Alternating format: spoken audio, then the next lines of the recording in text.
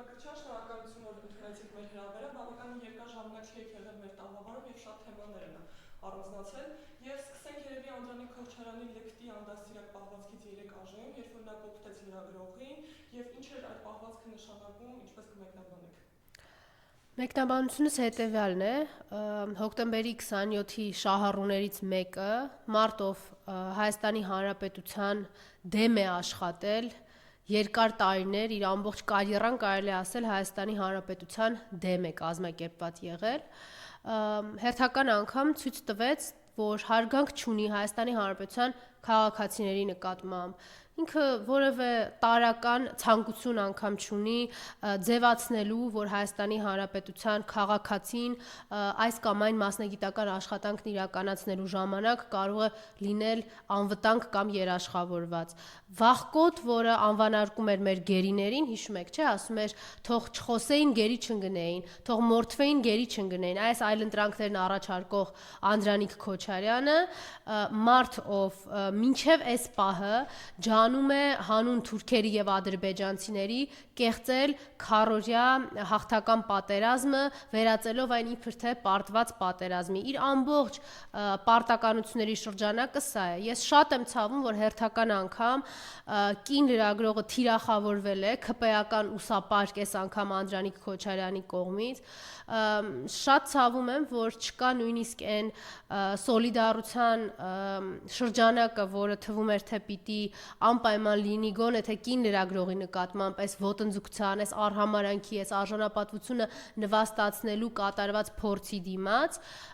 Մենք տեսել ենք իհարկե այդ նույն վերաբերմունքը կին падգամավորների նկատմամբ, կին հասարակական քաղաքական գործիչների նկատմամբ, այդ ժամանակ չի արտահայտվել այդ սոլիդարությունը, այդ ժամանակ Անդրանիկ Քոչարյանը չի ստացել բավարար անհանդուրժողականության եւ արդարացի անհանդուրժողականության պաշարը, այդ իսկ պատճառով շարունակվում է այս ամեն ինչը այս տրամաբանության մեջ։ Իրենք շարունակում են իրենց զգալ անպատժելի, շարունակում են համարել, որ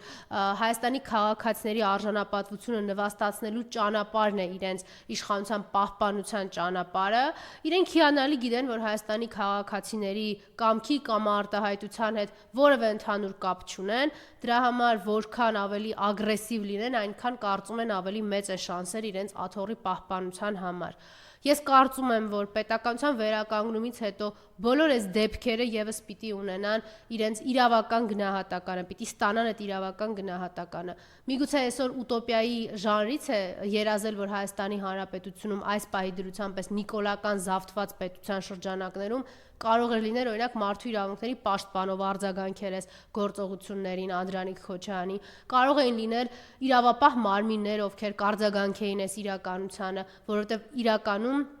անձի իրավունքների կոպիտ ոտնահարում է իրեն թույլ տվել Անդրանիկ Քոչարյանը, ընդ որում խոչընդոտելով նաև մասնագիտական գործունեության իրականացմանը։ Բայց հիշենք այն աղդամցի ալենին, որ ախրանիկների միջոցով դուրս էր հրավիրում կին լրագրողներին, բռնություն կազմակերպում կին լրագրողների նկատմամբ, խոչընդոտելով իրենց աշխատանքը եւ իլուր աշխարհի հայտարարում, որ այո, ալենը պետք է ախրանիկներ ունենա, ովքեր իրենց sense լկտի պետք է պահեն։ Հետևաբար այս ամեն ինչը իրենց տրամաբանության մեջ